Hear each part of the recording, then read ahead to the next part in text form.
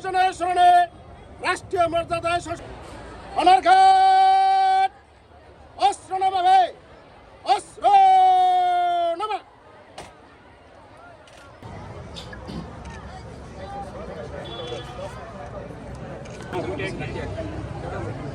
একটু পিছাও।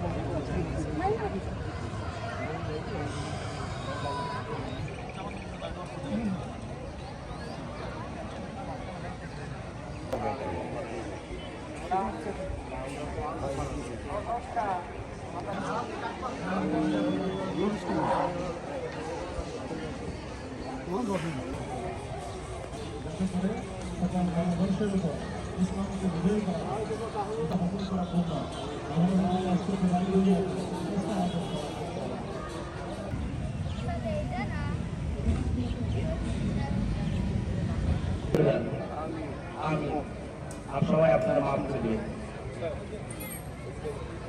ওনার ঢাকা থেকে কিভাবে আপনাদের এই যেতে হবে জায়গা